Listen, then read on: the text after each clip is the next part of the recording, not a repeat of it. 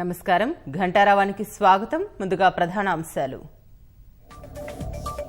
మన్ కీ బాత్ లో రాష్ట్ర రైతును ప్రశంసించిన ప్రధాని.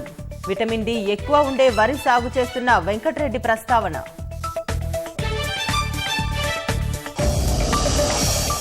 పిఎస్ఎల్వి C-51 ప్రయోగం విజయవంతం.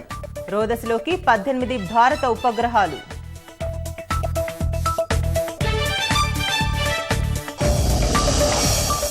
దేశంలో క్రమంగా పెరుగుతున్న కోవిడ్ వ్యాప్తి. 4వ రోజు 16,000కు పైగా కరోనా కేసులు.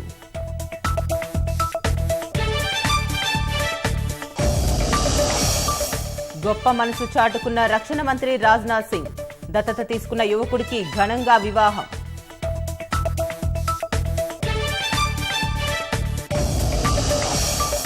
మొదలైన పెద్దగట్టు లింగమంతుల స్వామి జాతర. హైదరాబాద్ విజయవాడ మార్గంలో వాహనాల మళ్లింపు.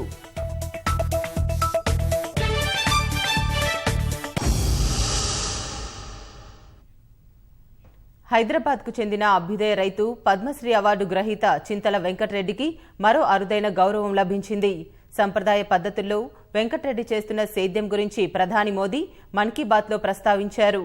శాస్త్ర విజ్ఞానం అంటే కేవలం భౌతిక రసాయన శాస్త్రాలకు సంబంధించిన అంశం కాదన్న ప్రధాని, ప్రయోగశాల నుంచి క్షేత్రస్థాయికి దానిని విస్తృతపరచాలని చెప్పారు. దీనికి నిదర్శనంగా రైతు వెంకటరెడ్డిని పేర్కొన్న మోదీ సాగులో ఆయన సృష్టించిన అద్భుతాలను వివరించారు. వరి, గోధుమల్లో విటమిన్ డి ఉండేలా రైతు వెంకటరెడ్డి ఫార్ములా రూపొందించారన్న ప్రధాని, దీనిపై ఇటీవలే ఆయనకు పేటెంట్ హక్కు లభించిందని గుర్తు చేశారు. వెంకటరెడ్డి కృషిని గుర్తించి గతేడాది పద్మశ్రీతో ఆయనను గౌరవించినట్లు గుర్తు చేశారు. हमारे युवा भारत के वैज्ञानिक इतिहास को, हमारे वैज्ञानिकों को जाने, समझे और खूब पढ़ें।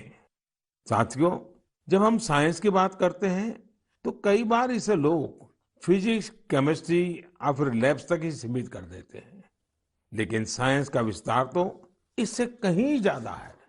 और आत्मनिर्भर भारत अभियान में साइंस की शक्ति का बहुत योगदान भी है। हमें साइंस को लैब टू लैंड के मंत्र के साथ आगे बढ़ाना होगा।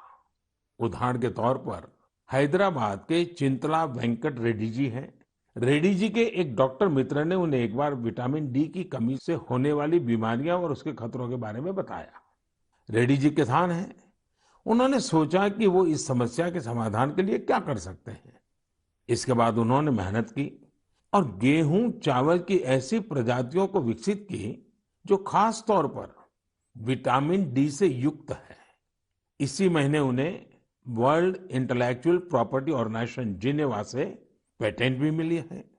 ये हमारी सरकार का सौभाग्य है कि वेंकट रेड्डी जी को पिछले साल पद्मश्री से भी सम्मानित किया था। लैब टू लैंड के मंत्र के साथ आगे దేశీయ ప్రైవేటు సంస్థల ఉపగ్రహాలను ఇస్రో తొలిసారిగా రోదసిలోకి పంపింది. ఈ మేరకు షార్ కేంద్రంగా 2021లో ఇస్రో చేపట్టిన తొలి ప్రయోగం పిఎస్ఎల్వి C-51 విజయవంతమైంది. ఉదయం 10:24 రాకెట్ నింగిలోకి దూసుకెళ్లింది. బ్రెజిల్కు చెందిన అమెజానియా 1తో పాటు మరో 18 ప్రైవేటు ఉపగ్రహాలను ఇస్రో కక్షలో ప్రవేశపెట్టింది. 50 ఏళ్ల ఇస్రో చరిత్రలో దేశీయ ప్రైవేటు సంస్థల ఉపగ్రహాలను నింగిలోకి పంపడం ఇదే తొలిసారి. భారతీయ అంతరిక్ష పరిశోధనా సంస్థ ఇస్రో మరో ముందడుగు వేసింది. 50 ఏళ్ల చరిత్రలో తొలిసారిగా దేశీయ ప్రైవేటు సంస్థల ఉపగ్రహాలను నింగిలోకి పంపి నూతన చరిత్రకు శ్రీకారం చుట్టింది. శ్రీహరికోటలోని సతీష్ ధావన్ స్పేస్ సెంటర్ షార్ నుంచి పిఎస్ఎల్వి C-51 వాహక నౌక నిప్పులు చిమ్ముతూ నింగిలోకి దూసుకెళ్లింది. శనివారం ఉదయం చేపట్టిన కౌంట్డౌన్ ప్రక్రియలో భాగంగా పిఎస్ఎల్వి C-51 వాహక నౌకలోని వివిధ దశల్లో ఘన, ద్రవ ఇంధనాలు నింపారు. అనంతరం కౌంట్డౌన్ పూర్తి కాగానే ముందుగా నిర్ణయించిన సమయానికి ఆదివారం ఉదయం 10:24 రాకెట్ నింగిలోకి దూసుకెళ్లింది. 2021లో ఇస్రో చేపట్టిన తొలి ప్రయోగమిది. 5, 3, 2, 1, 0.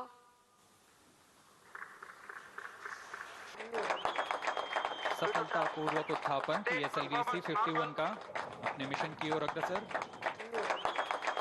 सफलतापूर्वक उत्थापन PSLV C-51 का अपने मिशन की ओर अग्रसर।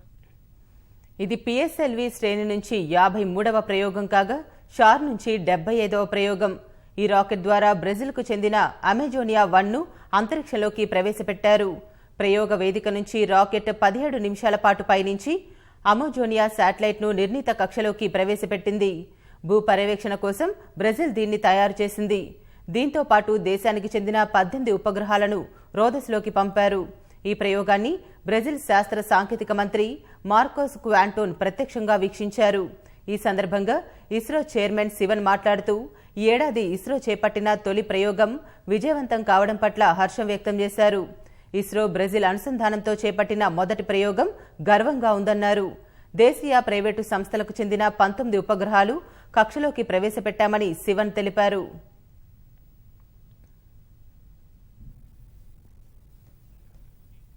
ఇస్రో మాజీ చైర్మన్ సతీష్ ధావన్ పేరుపై స్పేస్ కిడ్స్ ఇండియా రూపొందించిన సతీష్ ధావన్ శాట్ను పిఎస్ఎల్వి C51 నిర్దేశిత కక్షలో ప్రవేశపెట్టింది. తొలిసారిగా ఆర్బిట్లోకి ఉపగ్రహాన్ని పంపుతున్నందున ఓ ప్రత్యేకత ఉండాలని భావించిన స్పేస్ కిడ్స్ ఇండియా ప్రధాని నరేంద్ర మోదీ చిత్రపటాన్ని ఉపగ్రహంలోకి పంపింది. మోదీ పేరు, ఫోటో, దాని కింద ఆత్మనిర్భర్ మిషన్ అనే పదాలతో పాటు భగవద్గీత కాపీ, 25,000 మంది పేర్లను కూడా పంపారు. ఈ 25,000 పేర్లలో 1,000 మంది విదేశీయులవి కాగా చెన్నైలోని ఓ పాఠశాలకు చెందిన విద్యార్థుల పేర్లు ఉన్నాయి.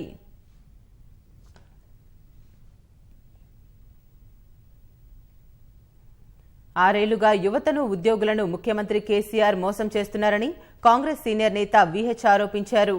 నల్గొండ, ఖమ్మం, వరంగల్ కాంగ్రెస్ ఎమ్మెల్సీ అభ్యర్థి రాములు నాయక్తో కలిసి ఆయన వరంగల్ జేఎన్ఎస్ మైదానంలో ప్రచారం నిర్వహించారు.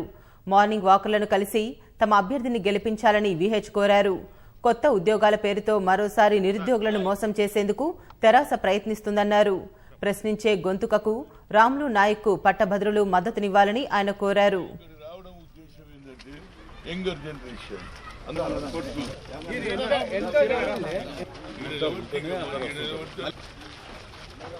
బాబు మన మల్లికార్జున్ కాంగ్రెస్ కాంగ్రెస్ అచ్చా గుడ్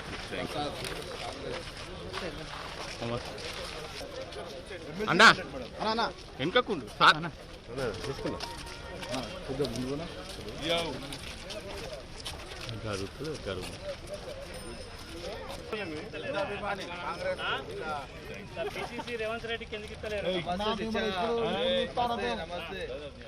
నమస్తే నమస్తే రాములు నాయక్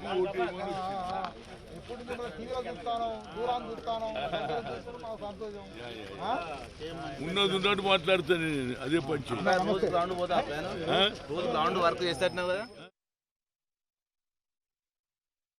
ఎమ్మెల్సీ అయినటువంటి పల్లా రాజేశ్వర్ రెడ్డి గారు పని ఏం చేసిండో నాకు ఇంతవరకు ఏం కనిపించలే.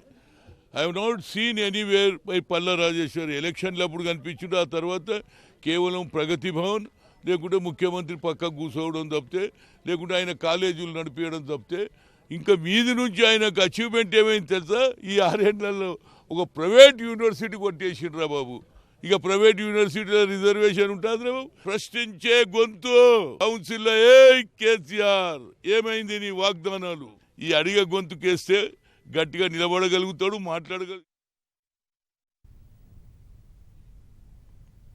తన తండ్రి స్ఫూర్తితో ప్రజలకు సేవ చేయటం గొప్ప వరంగా భావించే ఎన్నికల్లో పోటీ చేస్తున్నట్లు తెరాస ఎమ్మెల్సీ అభ్యర్థి సురభి వాణీదేవి తెలిపారు.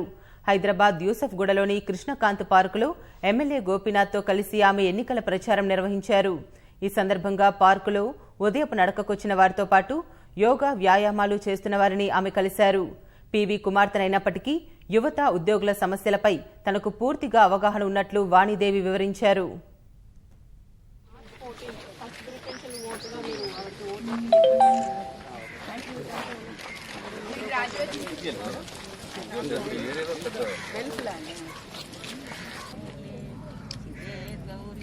నేను official hostess of my father. భగవంతుడు నన్ను ఆల్రెడీ బిడ్డలాగా పుట్టించిండు, కానీ ఆయనకు నేను హోస్టెస్ని. సో ఆయనతో పాటు పలు దేశాలు, దాదాపు 48 దేశాలు, ప్రపంచ దేశాలు నేను పర్యటించడం జరిగింది. ఉద్యోగుల ప్రాబ్లమ్స్ అన్నీ నాకు తెలుసు. టీచర్స్ ఒక కేజీ నుంచి రీసెర్చ్ దాకా ఏమేమి చేస్తే వాళ్ళు అంత బాగా సిటిజన్స్, మంచి సమాజానికి ఉపయోగపడే డిగ్రీ హోల్డర్స్ అవుతారో నాకు తెలుసు. సో మీ సమస్యలు అన్నీ కూడాను నేను దగ్గరుండి, నన్ను ఎన్నుకోబడితే నేను మీకు దగ్గరుండి నేను సమస్యలను ప్రభుత్వం దృష్టికి తీసుకుపోగలను, నా లెవెల్లోనే సాల్వ్ చేసేది ఉంటే నేనే సాల్వ్ చేయగలను. గాడ్స్ ఓన్ కంట్రీగా పిలుచుకునే కేరళలో అసెంబ్లీ సమరం సామాజిక రంగు పులుముకుంది. రాష్ట్రంలోని మెజారిటీలు ఫలితాలను మార్చే సత్తా ఉన్న వర్గాల మద్దతు పొందేందుకు రాజకీయ పక్షాలు వెంపర్లాడుతున్నాయి. మత పెద్దలు సామాజిక వర్గాల నేతలతో సంప్రదింపులు జరుపుతున్నాయి. గెలుపే లక్ష్యంగా సామాజిక లెక్కలను వేసుకుంటున్నాయి. మరి ఈ ఓటు బ్యాంకు రాజకీయాల్లో గెలుపెవరిదో అన్నది వేచి చూడాలి. కేరళలో అసెంబ్లీ ఎన్నికలకు రంగం సిద్దమైన ప్రతిసారి మతాధిపతులు, మఠాధిపతులు, సామాజిక వర్గాల పెద్దలకు వీవీఐపీ గౌరవాలు లభిస్తాయి. ప్రాంతీయ సామాజిక వర్గాల నేతలు, మతాధికారుల్ని కలిసేందుకు రాజకీయ వర్గాలు క్యూ కడతాయి. ఎన్నికలు జరిగే ప్రతిసారి ఈ పద్ధతి అక్కడ సాధారణమైపోయింది. ఈసారి సీఎం పినరయి విజయనే దీన్ని ప్రారంభించారు. స్థానిక సంస్థల ఎన్నికల్లో ఎల్డీఎఫ్ అఖండ విజయాన్ని సొంతం చేసుకున్న వెంటనే మత పెద్దలు, కుల సంఘాలతో భేటీ అయ్యారు. ప్రణాళిక ప్రకారం ఒక్కో జిల్లాలో పర్యటించారు. వెంటనే యూడీఎఫ్ సైతం అప్రమత్తమై మత పెద్దలతో సమావేశాలు నిర్వహించింది. ఇవన్నీ గమనించిన భాజపా తానేం తక్కువ కాదంటూ వీరిని అనుసరిస్తూ రంగంలోకి దిగింది. క్రైస్తవుల్ని ఆకర్షించేందుకు సాయశక్తులా ప్రయత్నిస్తోంది. 2011 లెక్కల ప్రకారం కేరళ జనాభా 3.34 కోట్లు. ఇందులో 54.73% హిందువులు, 26.56% ముస్లింలు, 18.38% క్రైస్తవులు ఉన్నారు. హిందువుల్లో యజావా, నాయర్ సామాజిక వర్గాలు ప్రధానమైనవి. కేరళ జనాభాలో యజావాలు 27%గా ఉన్నాయి. వెల్లప్పల్లి నదేశం నేతృత్వంలోని శ్రీనారాయణ ధర్మ పరిపాలనా యోగం ఎస్ఎన్డిపి సంస్థ యజావాలకు ప్రాతినిధ్యం వహిస్తోంది.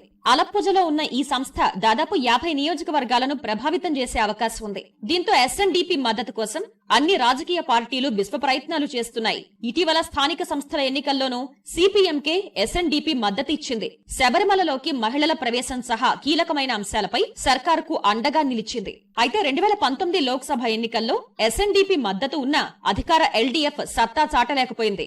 శబరిమలపై విజయన్ సర్కారు వైఖరి, భాజపాకు వ్యతిరేకంగా మైనారిటీల ఏకీకరణ సహా రాహుల్ గాంధీ రాష్ట్రం నుంచే పోటీ చేయడం యూడీఎఫ్ కు కలిసొచ్చాయి. కేరళ జనాభాలో 17% ఉన్న నాయర్లు సైతం ఇక్కడ ఎన్నికల్లో కీలకం. వీరిలో నాయర్ సర్వీస్ సొసైటీ ఎన్ఎస్ఎస్ కు బలమైన పట్టుంది. మొదట యూడీఎఫ్ కు మద్దతిచ్చిన నాయర్ సర్వీస్ సొసైటీ 1995 నుంచి అన్ని రాజకీయ పార్టీలకు సమదూరం పాటిస్తూ వస్తోంది. అయితే ఈ సమదూరాన్ని తమకు అనుకూలంగా మలుచుకునేందుకు అన్ని రాజకీయ పక్షాలు ఆ సంస్థ ప్రధాన కార్యాలయాన్ని సందర్శిస్తున్నాయి. శబరిమల ఆలయానికి మహిళల ప్రవేశంపై సుప్రీంకోర్టు తీర్పు ఇచ్చిన తర్వాత తొలుత రోడ్డెక్కి నిరసనలు చేసింది ఈ సంస్థే. భాజపా సైతం ఆందోళనలు చేపట్టినా ఆ పార్టీతో ఎప్పుడూ వేదిక పంచుకోలేదు. ఎన్ఎస్ఎస్ ప్రధాన కార్యాలయాన్ని సందర్శించాలని అమిత్ షా ప్రయత్నాలు చేసినా ఎన్ఎస్ఎస్ నాయకులు మాత్రం ఇందుకు ఆసక్తి కనబరచలేదు. లౌకికవాదులుగా తమకున్న పేరును పోగొట్టుకోవడానికి ఎన్ఎస్ఎస్ సిద్ధంగా లేదు. కాబట్టి ఎల్డీఎఫ్, యూడీఎఫ్ ఈ సామాజిక వర్గం మద్దతు కోసం శ్రమిస్తున్నాయి. స్థానిక సంస్థల ఎన్నికల్లో ఎదురు దెబ్బలు తగిలిన యూడీఎఫ్ అసెంబ్లీ ఎన్నికల్లో సత్తా చాటేందుకు అన్ని మార్గాలు అన్వేషిస్తోంది. క్రైస్తవులతో బలమైన సంబంధాలు కలిగి ఉన్న మాజీ సీఎం ఉమెన్ చాందీ నేతృత్వంలోని యూడీఎఫ్ బృందం ఈ సామాజిక వర్గం ప్రతినిధులతో సంప్రదింపులు జరుపుతోంది. పలు జిల్లాల్లో అధిక ప్రాబల్యం ఉన్న చర్చిల అధిపతులతో భేటీ అవుతోంది. ఈ సామాజిక వర్గం ప్రజలు యూడీఎఫ్ కూటమికే సంప్రదాయ ఓటర్లుగా ఉన్నారు. అయితే స్థానిక సంస్థల ఎన్నికల్లో ఎల్డీఎఫ్ కు మద్దతిచ్చారని రాజకీయ పండితులు చెబుతున్నారు. ఒకవేళ అసెంబ్లీ ఎన్నికల్లో ఈ ఓటర్లు దూరమైతే కనీసం 30 నియోజకవర్గాల్లో ప్రతికూలంగా మారుతుందని కాంగ్రెస్ ఆందోళన చెందుతోంది.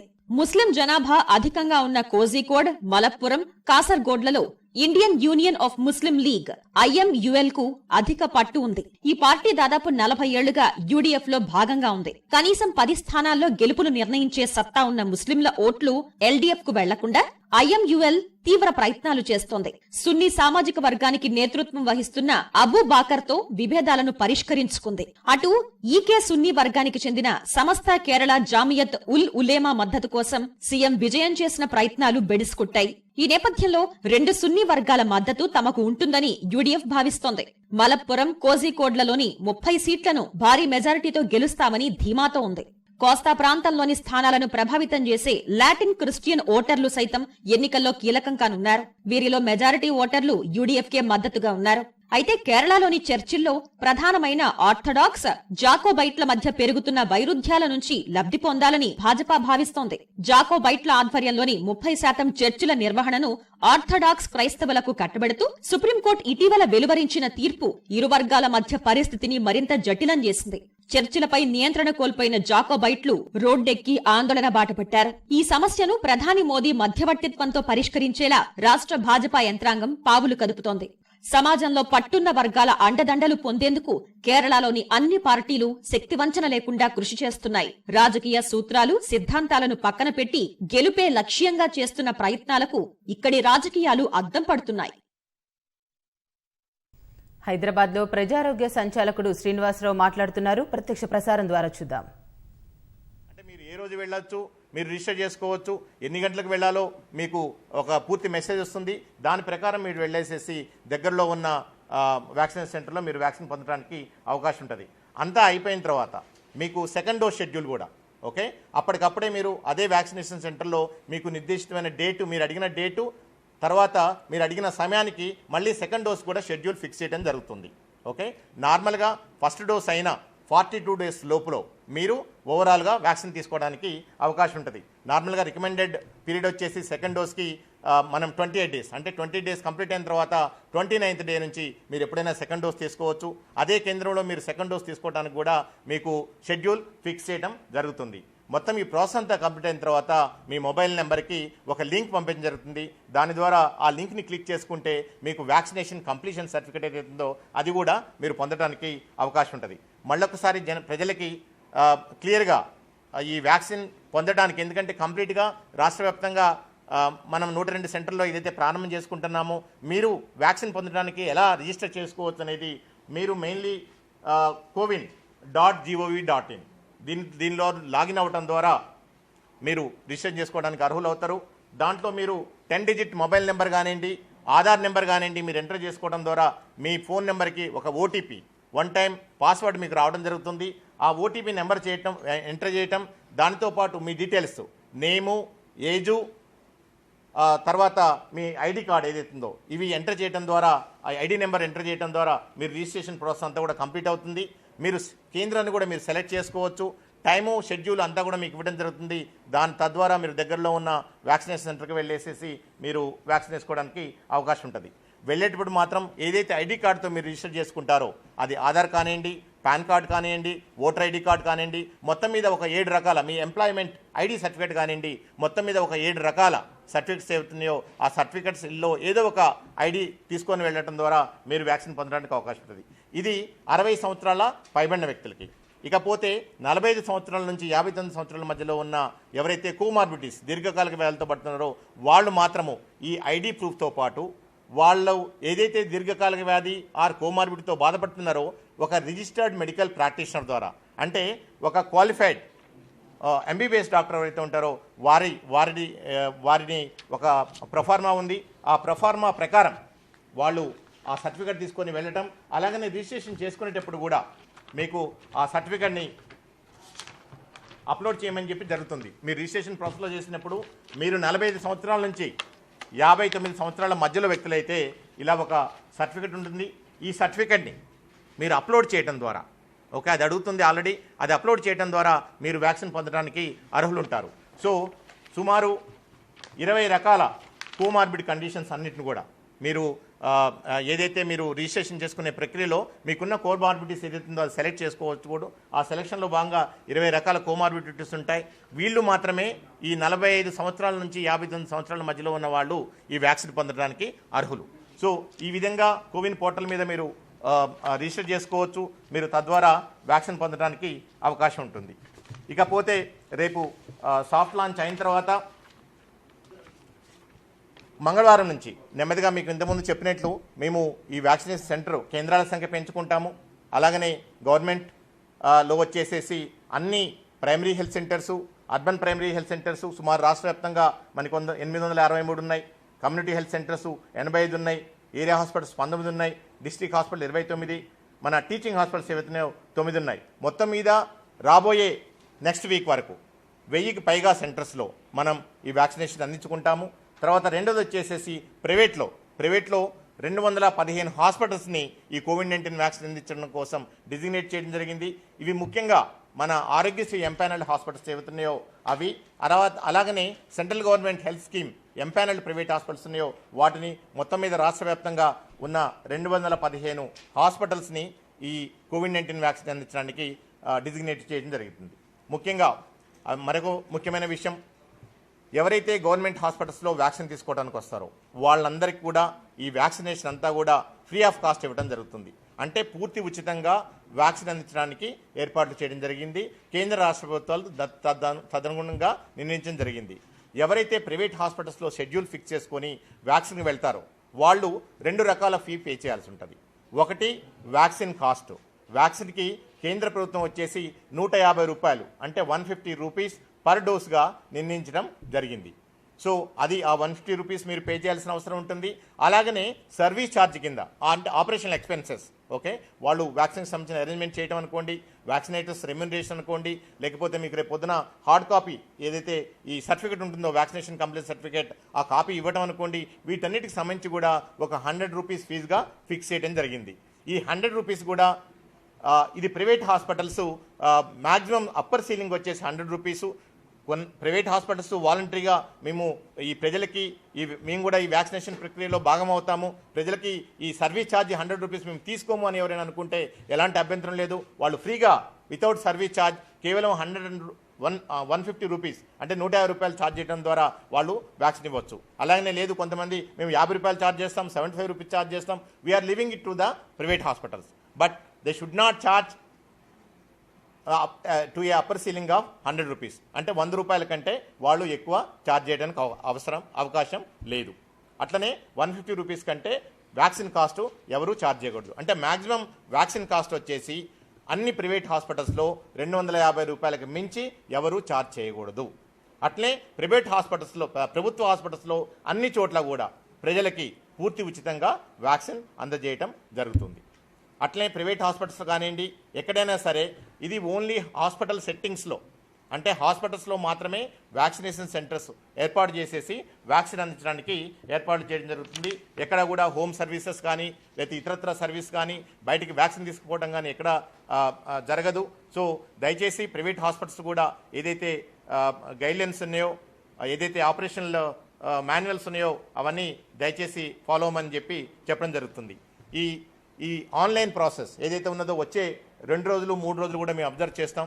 ఇది ఎస్పెషల్లీ ఇనిషియల్గా మనం అర్బన్ ఏరియాస్లో ఈ ప్రాసెస్ పెట్టుకున్నాం కాబట్టి రాబోయే రోజుల్లో ఎందుకంటే మిగిలిన రకాల వ్యాక్సినేషన్ అందించే కార్యక్రమాలు ఉన్నాయంటే ప్రజలు వాకిన్ అంటే ఆన్ సైట్ రిజిస్ట్రేషన్ వాళ్ళ దగ్గరలో ఉన్న బూత్కి వెళ్ళేసేసి వ్యాక్సిన్ కూడా అక్కడే రిజిస్ట్రేషన్ చేసుకొని అక్కడే అందించుకోవచ్చు. సో ఈ ప్రాసెస్ అంతా కూడా రాబోయే రోజుల్లో మారుతున్న పరిస్థితులకు అనుగుణంగా, ఎందుకంటే మనం 1 జనవరిలో కూడా చూసుకుంటే ఇది కొత్త సాఫ్ట్వేర్, కొన్ని ఇబ్బందులు తలెత్తినాయి, ఓకే, తర్వాత అవి నెమ్మదిగా సరి చేసుకుంటూ పోయినాం. కొన్ని ఆపరేషన్స్ ఇష్యూస్ ఉంటాయి, ఎందుకంటే మనం పబ్లిక్లోకి వెళ్తున్నాం అండ్ లక్షలాది మందికి వ్యాక్సిన్ అందించుకోవడానికి మనం ఏర్పాటు చేసుకుంటున్నాం.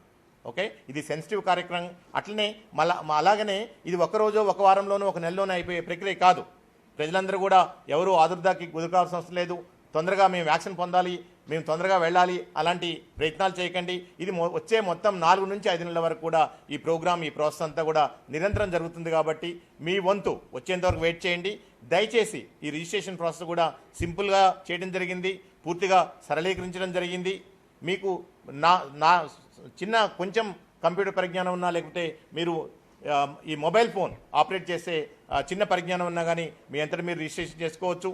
మీరు దగ్గరలో ఉన్న కేంద్రాలు వస్తాయి, మీ దగ్గరలో ఏ కేంద్రాలు ఉన్నాయి జీపీఎస్ ద్వారా కూడా మీకు తెలుసుకోవచ్చు. అంటే మీరు ఒక లొకాలిటీ, ఇప్పుడు నేను కోటి నుంచి మాట్లాడుతున్నాను, కోటి నుంచి నా ఇల్లు ఉంది, ఈ చుట్టుపక్కల ఉన్న కోవిడ్-19 వ్యాక్సినేషన్ సెంటర్స్ ప్రైవేట్ కానివ్వండి గవర్నమెంట్ కానివ్వండి ఎక్కడెక్కడ ఉన్నాయి, ఎంత దూరంలో ఉన్నాయి అనేది కూడా మీరు ఈ యాప్ ద్వారా జీపీఎస్ లొకేషన్లో మీరు తెలుసుకోవడానికి అవకాశం ఉంటుంది.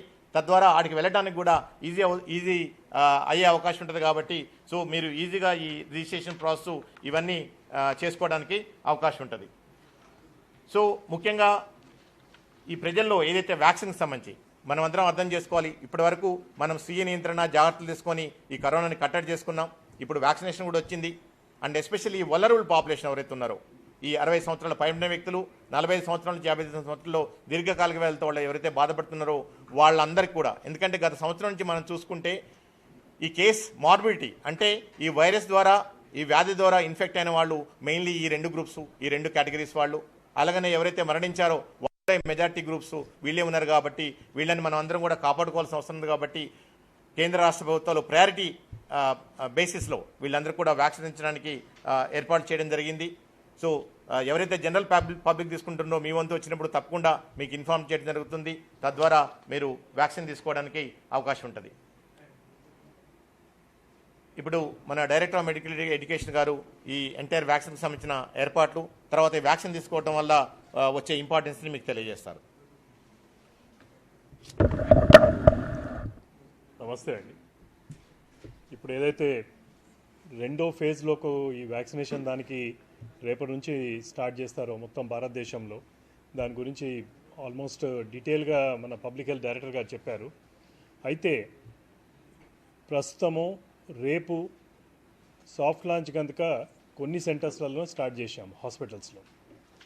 ఎందుకంటే ఇప్పుడు మనము గుర్తుపెట్టుకోవాల్సింది ఏంది, ఇప్పుడు ఇచ్చేది 60 ఏళ్ళ పైబడిన వాళ్లకు వ్యాక్సినేషన్ ఇస్తున్నాము. 45 ఇయర్స్ కంటే ఎక్కువ ఉన్న వాళ్ళు, ఎవరైతే కోమార్బిడిటీస్ ఉన్న వాళ్లకు వ్యాక్సినేషన్స్ ఇస్తున్నాము. అందుకోసం మనం తగు జాగ్రత్తలు కూడా తీసుకోవాల్సిన అవసరం ఉంది. అంటే వృద్ధులు ఒక 70 ఏళ్ళ వాళ్ళు, 80 ఏళ్ళ వాళ్ళు హాస్పిటల్కి వచ్చినట్లయితే అక్కడ ఓవర్ క్రౌడింగ్ కావద్దు, వాళ్ళకి ఎక్కువ టైం వెయిట్ చేస్తానికి కాకుండా తొందరలో వ్యాక్సినేషన్ ఇచ్చి సేఫ్గా మళ్ళీ వాళ్ళని ఇంటికి పంపించే ప్రక్రియ కూడా ఏదైతే ఉంటుందో దాని మీద కూడా మేము దృష్టి పెట్టాము. ప్రతి హాస్పిటల్లో ఏదైతే మన గవర్నమెంట్ హాస్పిటల్ ఉన్నాయి, సిమిలర్గా మేము ప్రైవేట్ హాస్పిటల్స్ కూడా ఇన్స్ట్రక్షన్స్ ఇస్తున్నాము. రెగ్యులర్ పేషెంట్స్తోని వీళ్ళని కలవకుండా సపరేట్గా వ్యాక్సినేషన్ ఏరియాస్ పెట్టి వ్యాక్సినేషన్ ఇవ్వమని. ఎందుకంటే మనకు తెలియదు సొసైటీలో ఎవరో ఒకరికి కోవిడ్ ఉండి కూడా మనకు ఏసిమ్టమాటిక్ పేషెంట్ ఉండొచ్చు. అటువంటి అందరికీ ఆతుత ఉంటుంది జల్దీ పోయి మేము వ్యాక్సినేషన్ తీసుకోవాలని. కానీ మనకి ఎక్కడైనా కానీ ఒక లిమిటేషన్ ఉంటుంది. ఒక సెంటర్లో ఒక 200 మందికో 300 మందికో డిపెండింగ్ ఆన్ ద కెపాసిటీ. అది మేము రేపు ఒక సాఫ్ట్ రన్ తర్వాత మనకు ఒక ఐడియా వస్తుంది. అంతకంటే మించి చేయాలంటే కష్టము, మంచిది కూడా కాదు. ఎందుకంటే ఇందులో 2 ప్రక్రియలు ఉన్నాయి. ఒకటి వ్యాక్సినేషన్, ఒకటి మళ్ళా తర్వాత మనం వాళ్ళని అక్కడ వెయిట్ చేపియాలి. ఒక ½ అన్ అవర్ అబ్జర్వేషన్ ఏదైతే ఉందో దానికోసం కూడా టైం కేటాయించవలసి వస్తుంది. అందుకోసము అందరూ ఆతురతోని ఒకటే దినం పోయి వ్యాక్సినేషన్ తీసుకోవాలన్నది అనుకోకుండా ఏదైతే ఇప్పుడు డిహెచ్ఓ పబ్లిక్ హెల్త్ డైరెక్టర్ గారు ఏదైతే ఎక్స్ప్లెయిన్ చేశారో ఆన్లైన్ ప్రక్రియతోని మీరు మొదలే ఒక స్లాట్ బుక్ చేసుకున్నట్లయితే మీకు ఎటువంటి ప్రాబ్లం ఉండదు. ఆల్మోస్ట్ ఆ పర్టికులర్ టైంకి వచ్చినట్లయితే మీకు ఒక 15-20 మినిట్స్లో వ్యాక్సినేషన్ అయిపోతుంది. దాని తర్వాత ఒక ½ అన్ అవర్ హాస్పిటల్లో వెయిట్ చేస్తారు, తర్వాత తిరిగి వెళ్ళిపోతారు.